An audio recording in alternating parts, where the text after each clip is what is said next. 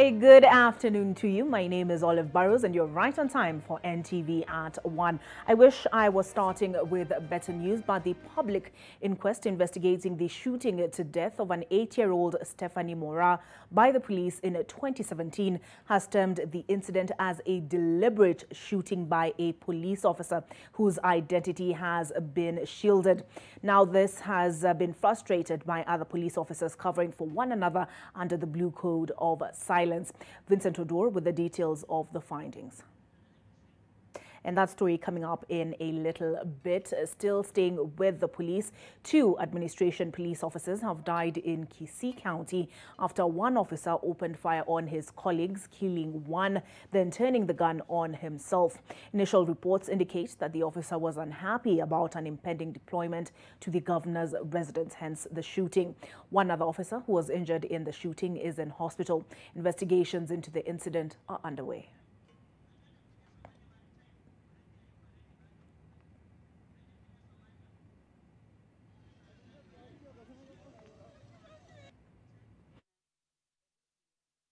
The police spokesman, Charles Owino, came under fire for defending the recruitment of officers who performed poorly academically. That has been trending online. Now to matters to do with the Kenya-Somalia border, and that is the Maritime Award. And Somalia continued its oral arguments before the International Court of Justice on Tuesday evening by stating that Kenya's principal response to the case has been to assert that the dispute with Somalia did not crystallize until 2014.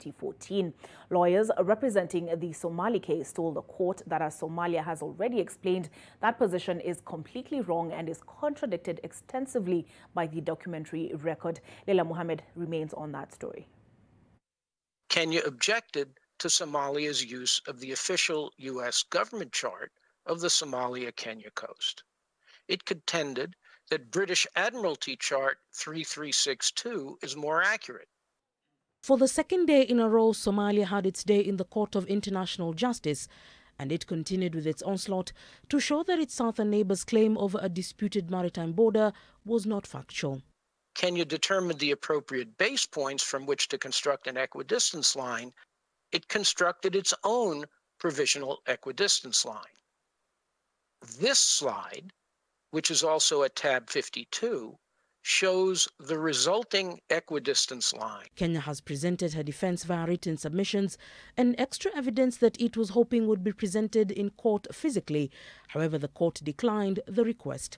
According to the registrar of the court, only 4 individuals per team were allowed into the court, with the rest appearing via video link. It contends that the maritime boundary should begin on land, some 40 meters inland from the coast, at boundary pillar 29.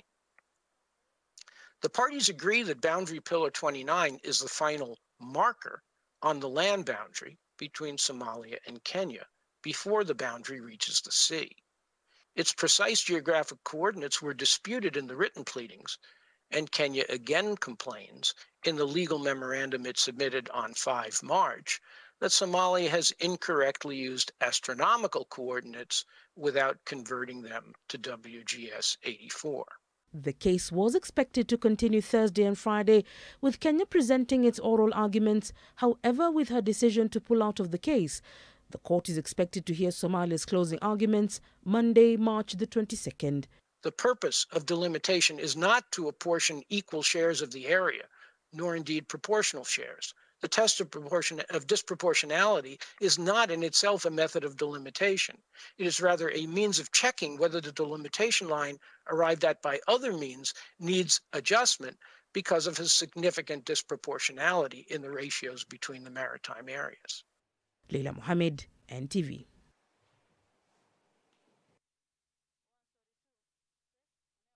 To matters of politics now, and as the country inches closer to the 2022 general election, concerns around the competency of the IEBC continue to be raised, and that is as the election body only has 3 commissioners. Now, leaders are calling for the complete reconstitution of the body in order to uphold the integrity of the elections. Lois Ongwe with that report. Jambo la pili. Trans Nzoia has called on the executive to urgently set in motion a process to reconstitute the IEBC that currently has only 2 commissioners after 3 other commissioners led by the former IEBC Vice Chairperson Connie Maina resigned in 2018. Currently, IEBC lacks the quorum to make key decisions, and with only 2 commissioners and its chair Wafula Chebukati, leaders say the electoral agency is ill-prepared to conduct a second review of the constituency boundaries and was still the coming 2022 general election. This is the time to build it. It is building my always on. Other stakeholders have previously warned against a last-minute reconstitution of the commission to avoid electoral anxiety. According to the Kriegler report, a substantive electoral body must be assembled at least 18 months to the general election in the country. Lois Wangoi, NTV, Eldoret. Related to that, tomorrow residents of Machakos County, that is those registered in that county, will be heading to the polls to elect a senator. Now, what happened yesterday, which is the latest development, is Maendeleo Chapter withdrew their candidate, with the party leader Alfred Mutua saying it was an act of good faith following a call by President Uhuru Kenyatta. Kennedy Mureithi is already on the ground. Kennedy, the restrictions as far as political gatherings are concerned, but any last-minute campaigns, I assume now campaigns are off. Do you think that would have swung the vote one way or the other? Well, a very good afternoon to you there, Olive, in studio. And yes, we are in your home county. This is Machakos County, where we've been able to ascertain, and as per your question, is that we've actually found the station or Machakos County being very quiet. We didn't even tell they are having an election tomorrow, save for the posters that you can see in different parts of the county and also the billboards that had already been set up. But apart from that, you cannot even say that there's an election that is about to happen just tomorrow. And we are at one of the tallying centers. This is the Machakos Constituency Tallying Center at the Machakos University. And already there is a beehive of activity. Some of the equipment that are supposed to be taken to the different tallying centers are being set up, and any time from this afternoon they will be coming to pick up those material, that is the strategic and the non-strategic. But here in Machakos County, I'm not alone. I have my colleague Stacy or Ngina Kirori, just to say, Ngina, how has the feeling been since we got here, and what have you also been able to note, and probably how many contestants are we looking at in this election? Okay, so thank you so much, Ken. So there are a total of 9 candidates right now who are running for the seat of the Senator of Machakos County. We know that Agnes Kavindu is running for the Local Party, as well as, thank you, Kenna, as well as Abanas Ngengele, who's running under the UDA party, which the interim chair, Johnson Modhama's former wife, or ex-wife rather, Agnes Kavindu, is running under the Wiper party. This is after Mutua Katuku ran out of, checked out of the race yesterday after a meeting at State House, where the Maendeleo Chapter party leader, Dr. Alfred Mutua, said that this was a sign of goodwill between him and Raila Odinga and President Uhuru Kenyatta under the Building Bridges initiative. But maybe you can tell us more preparations that are going on right now here at the center? Well, just picking up from what Ngina Kirori has been able to say is that meeting at State House yesterday is one of those meetings that no candidate would want just to have few days to the elections, because as we were walking in, or as we were driving in, we were able to see so many posters and even a billboard that had been set up by Mutua Katuku, that is the Maendeleo Chapter candidate, who withdrew yesterday from the race, and it is just now leaving some of the top contenders, that is Wiper's Agnes Kavindu Mudhama and Abanas Ngengele from UDA. And these people are expected to scare it out. Abanas Ngengele is a protege of Mudhama, that is the former senator of Machakos, and a close associate of Deputy President William Ruto. They will be expected to scare it out tomorrow. And there are, as Ngina Kirori has been able to say, there are 9 candidates. All of them were 11, but 2 came out of the race, that is including Chama cha Uzalendo candidate and also the latest one, that is the Maendeleo Chapter. But just as I walk you in, this is one of those tallying centers, the constituency tallying centers. And as my camera person Nelly will be able to show you, is that plans are already underway, and all this has been set up just waiting for the returning officers from the different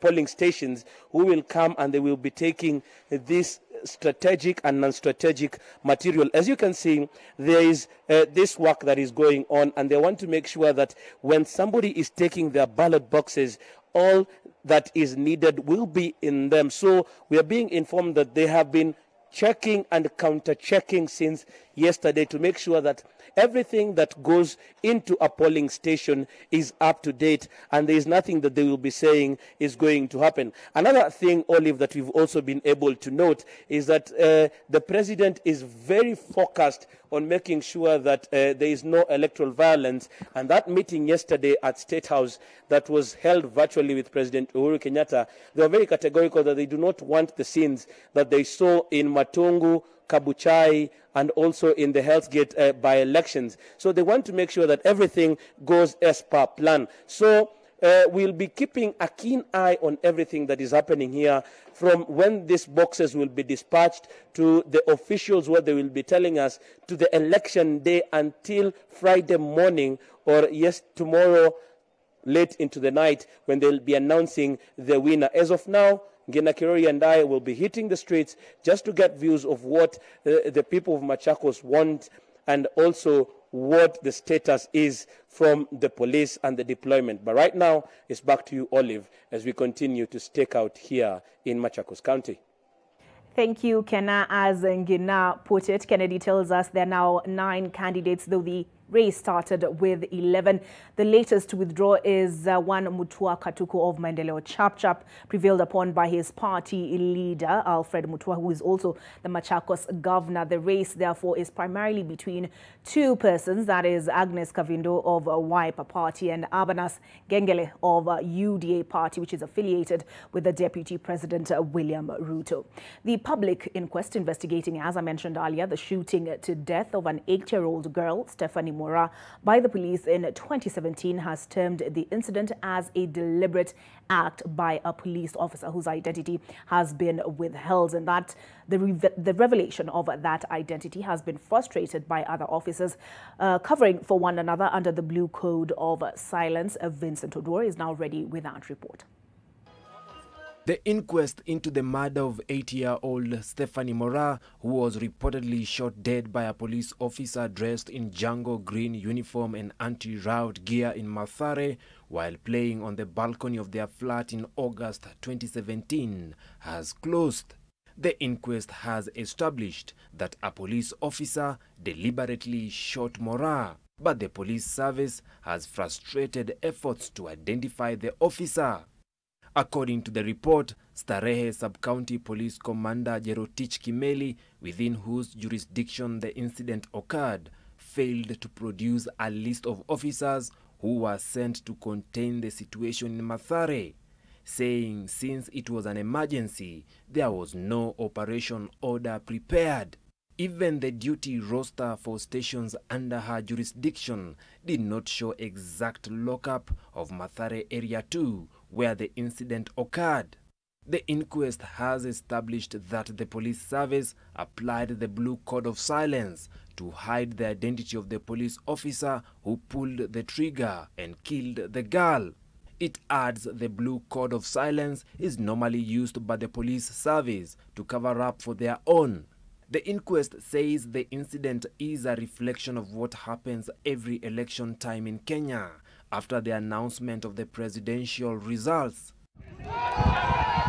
Innocent lives being taken away by trigger-happy police officers who are comfortable to know that they will be covered by the Blue Code of Silence and under the guise of the post-election violence.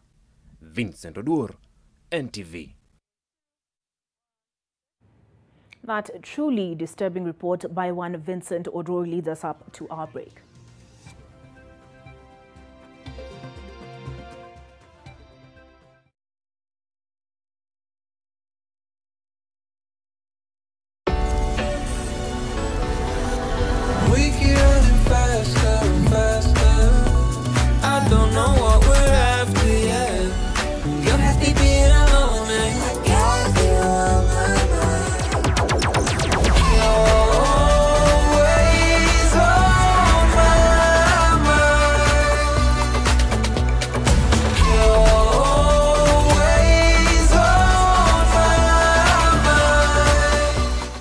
Situated in the Kitengela suburbs, Kitengela Plains is an affordable, pristine residential community of 48 modern villas. Located off Namanga Road, a 30-minute drive from the CBD, the 4-bedroom all-in-suite villa offers a spacious living area, a modern kitchen, a private garden, a play area, and a borehole at only 9.8 million shillings. Call 0710 783 955 or 0798 569 274.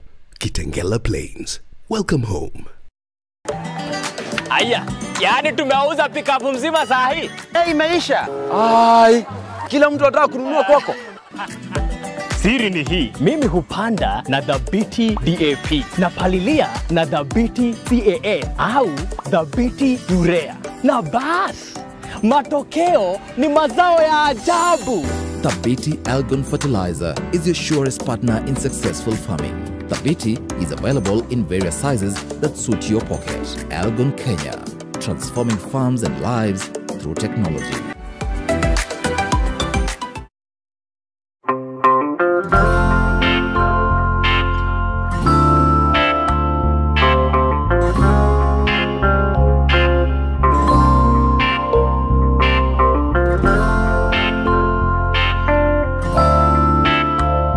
Breaking news from Molfix. Let's see what they're developing right now. That is just for me. It really feels very comfy. Molfix pants with anatomic fit technology. New Molfix pants, an invention from babies for babies.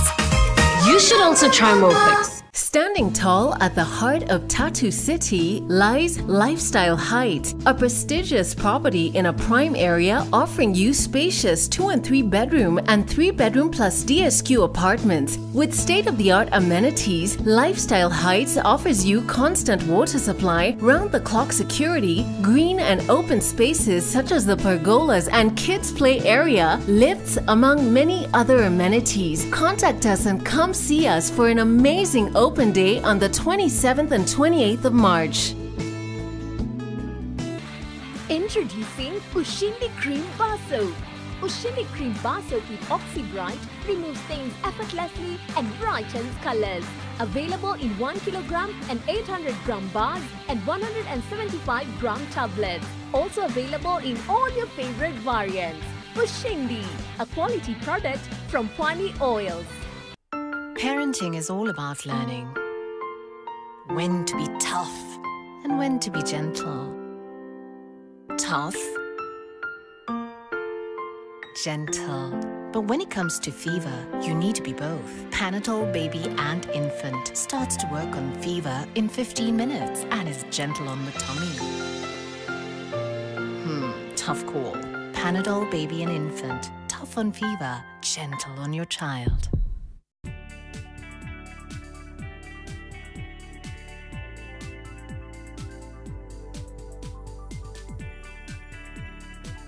Invest in your future with Soil Merchants. Get an 8-acre plot at Kenya shillings 250,000 for cash buyers or 295,000 for installment buyers. Welcome to our open day on 20th March 2021. SMS plot to 21595.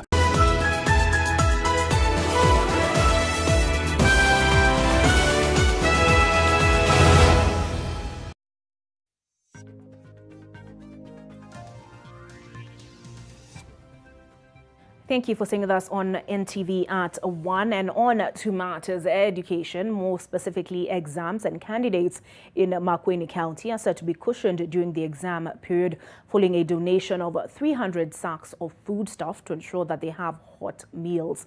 This comes as the county is experiencing food shortages due to little rainfall in the area. The food distribution program targets 133 primary schools and 47 high schools within the county, targeting candidates who will be sitting for their KCPE and KCSE exams. Deputy County Commissioner Richard Walker said that the county government, in partnership with the national government, will work hand in hand during this period on the food relief program, as well as putting in place strategies that will cushion the vulnerable in the community.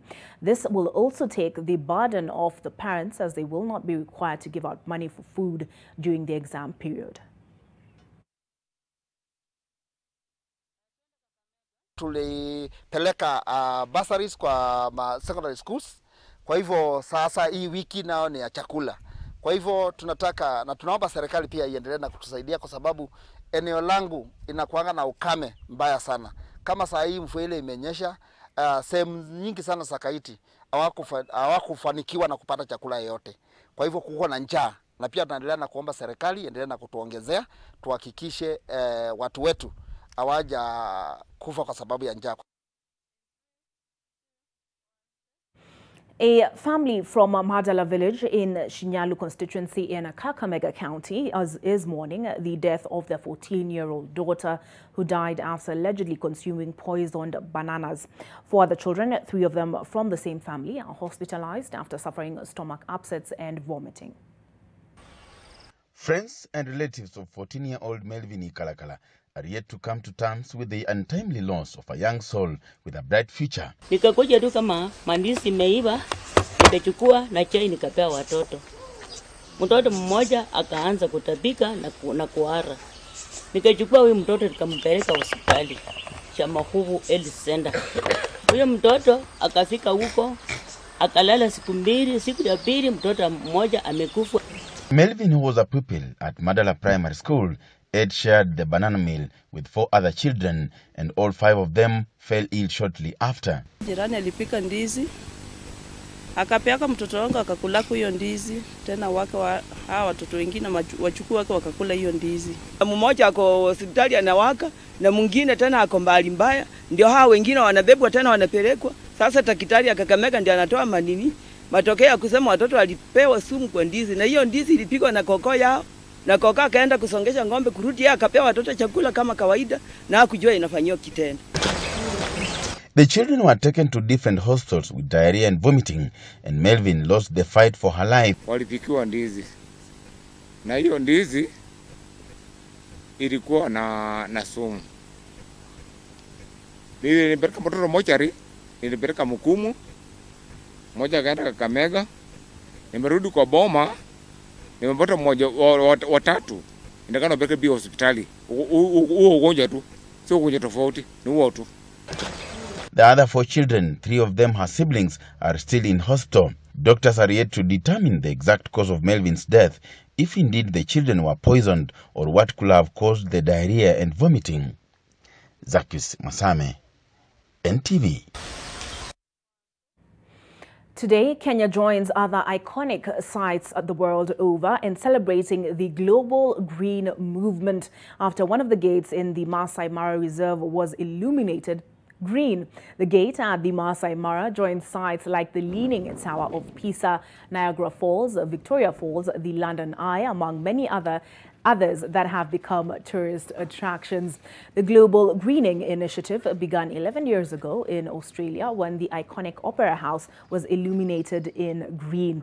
The lighting in Masai Mara will not only boost tourism activity at the reserve, but also improve relationships between Kenya and Ireland. And I'm very conscious this year, so many people have suffered. So many people have suffered losses, suffered loneliness, loss of livelihoods. And I know that in Kenya, of course, tourism, and in Narok County, tourism is just crucial. It's your lifeline.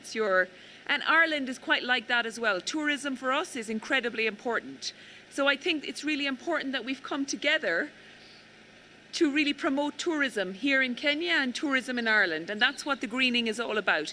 The Global Greening Initiative complements the Global Ireland Strategy, which aims to strengthen Ireland's engagement in our diaspora and bring our rich culture and heritage to a wider audience. With this greening today, Masai Mara will have an Irish signature and will remain proud to be associated with the Republic, with the people of the Republic of Ireland. If you're wondering what green has to do with the Republic of Ireland, Clover Green actually also marks St. Paddy's Day. St. Paddy's Day today, and St. Patrick was, or rather is, the patron saint of Ireland, and St. Paddy's Day celebrates Irish culture, so quite apt that we carried that report. A court session was temporarily disrupted in Mombasa when the judge suspended the hearings after it was alleged that a woman fighting for child custody was armed with a knife. The woman was in the courtroom alongside her ex-lover, who happens to be, I beg your pardon, a senior retired Scotland Yard officer. Justice John Anyego ordered the court bailiff to frisk her so as to confirm if she was indeed carrying any weapon. Moments later, it was confirmed that the allegations were untrue and that she had no intention to cause harm. The two are embroiled in a legal battle, with a 67-year-old British national seeking to have the minor registered as a British citizen. The woman had declined, or rather has declined, to hand over her son's passport, claiming that her ex-lover wants to disappear with her son because he has no residence in Kenya.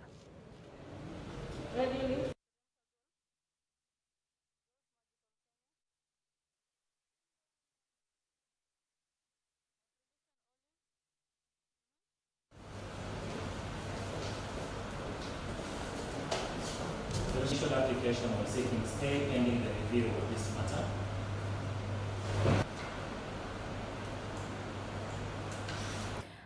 Now, let's take a look at what's happening, I beg your pardon, in the world of sports. And the magical Kenya Open and the Kenya Savannah Classic golf tournaments have received sponsorship worth 31 million shillings from Absa Bank Kenya, with the bank continuing its 13-year support of the premier golf tournament.